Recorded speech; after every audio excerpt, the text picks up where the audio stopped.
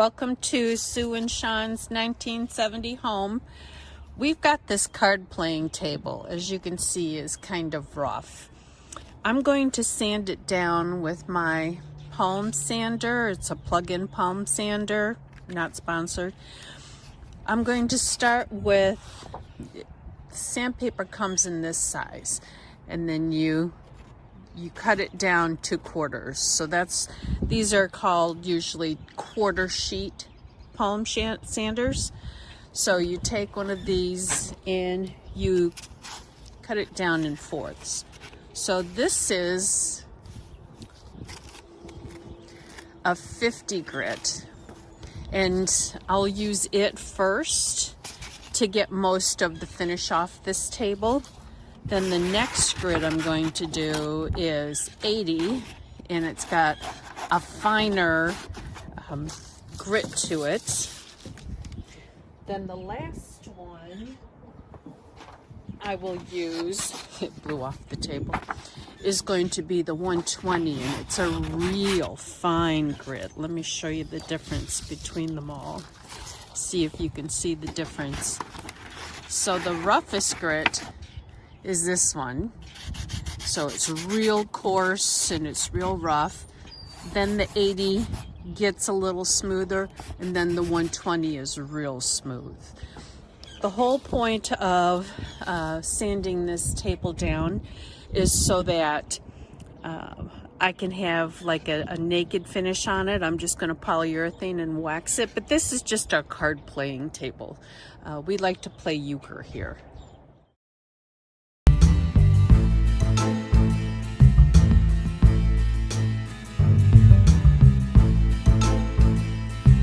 I'm having a hard time sanding through this finish, but if you noticed, if you're not familiar with a random orbital sanders, is they make a swirl, and that's what's making this pattern on here, is the swirl. And that's why you start with the roughest sandpaper first, and then each time you sand, you get a finer and then a finer and then a finer sandpaper. And from what I've seen from the sanding and the finishing a lot of people do, is they don't go any higher than a 200 grit because it closes the pores of the wood and you can't get a finish. But I've gotten that far. I'm thinking I might have to use a chemical stripper. This sandpaper that's on here isn't working very well. It feels like it's been used quite a bit. So I'm going to push that in, and that releases this.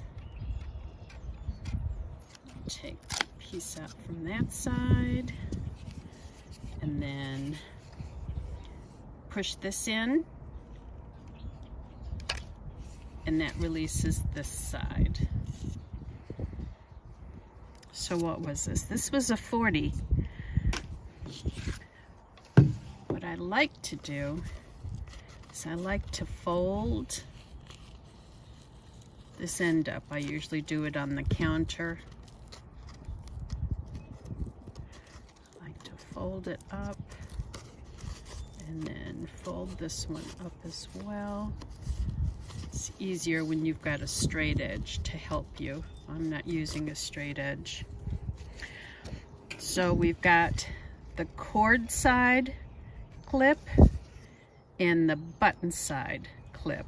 I like to start on the cord side clip first. So I've bent it, and then I tuck it in there, and then close the clip around it. This one, close the clip around it, fold it over, and then I can tuck this end under this clip.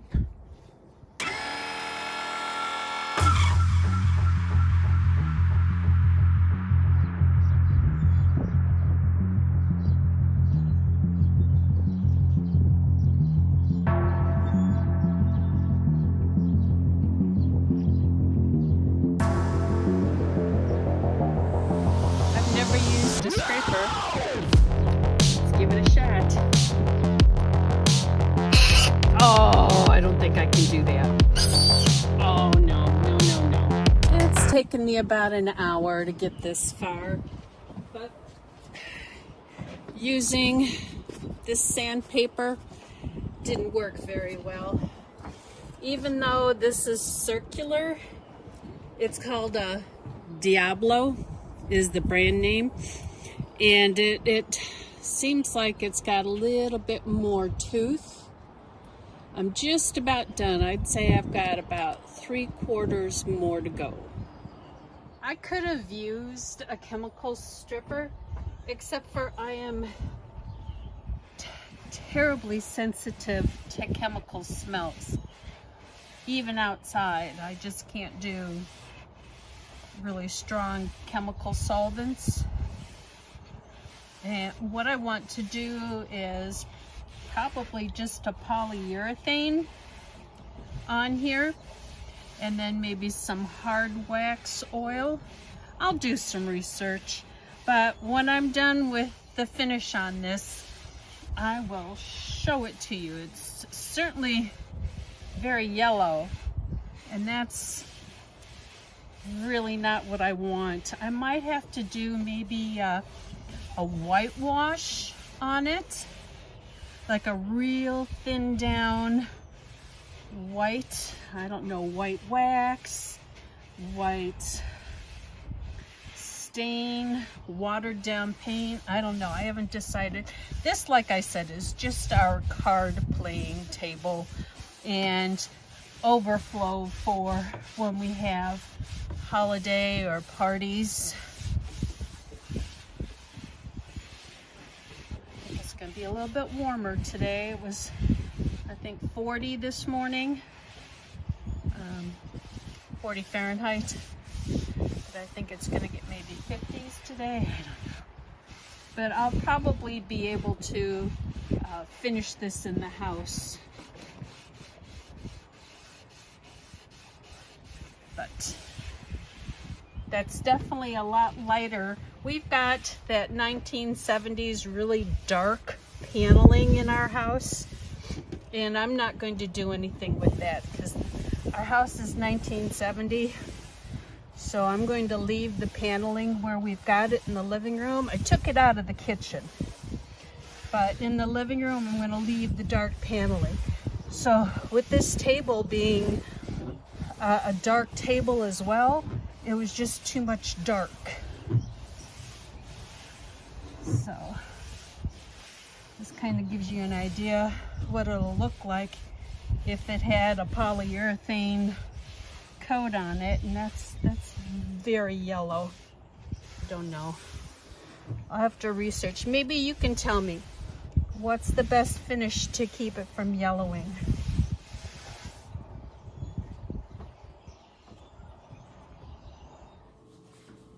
I've decided I'm going to do a 1-to-1 ratio whitewash. I'm going to use Dutch Boys interior white flat paint, 1 cup, and 1 cup of water.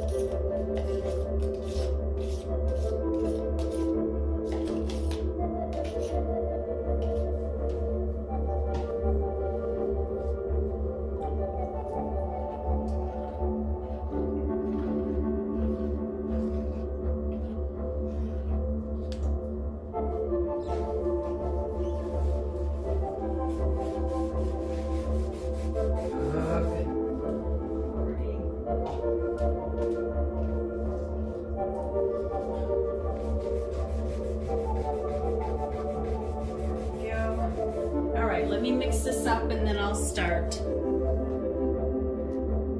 I'm going to start on this center leaf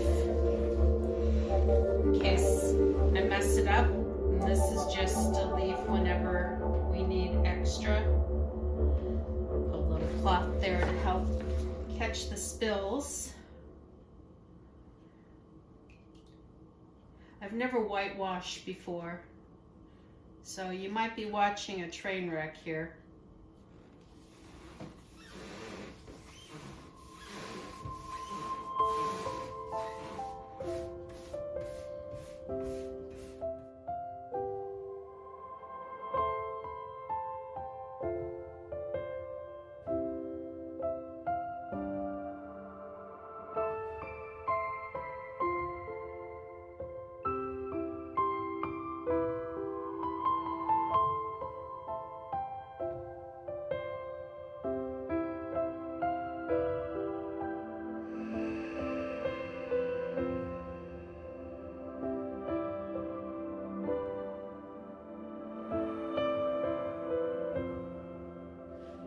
That looks an awful whiter color on the camera than it actually is in person.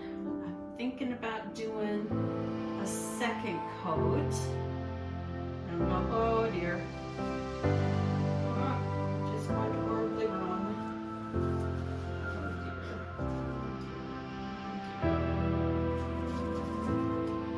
Looks like I'm going to start on the right side. This side.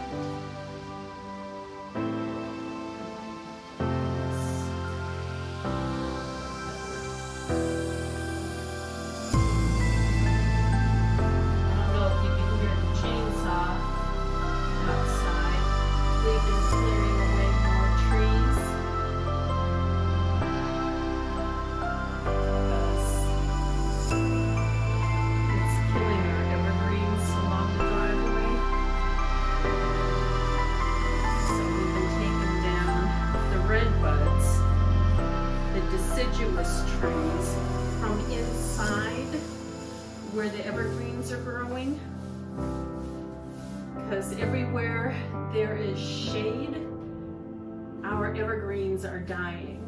So I just want evergreens growing on the south side of our driveway.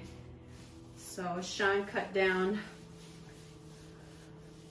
a bunch of the garbage mulberry trees and redbud tree and dead branches on the evergreens.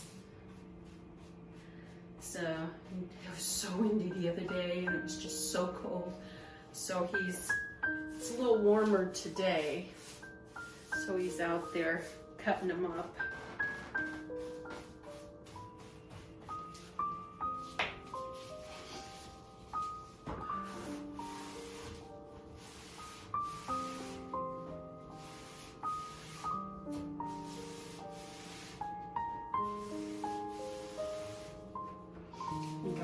Get another towel.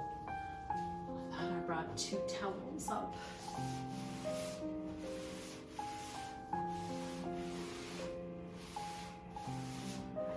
This might end up being too white for me. Yeah, let me get another towel and see if I can wipe more off.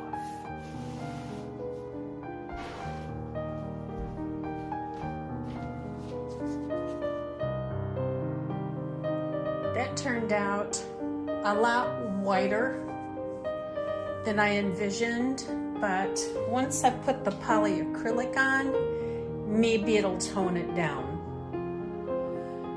The mixture of white flat paint and water has dried.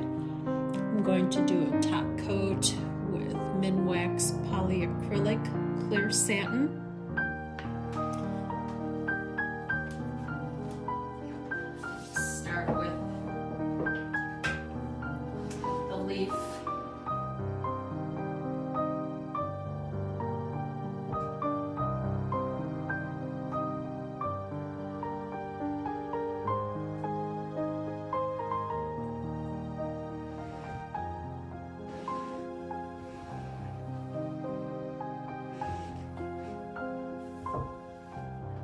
These nice, smooth, slow brush strokes in one direction so you don't get bubbles.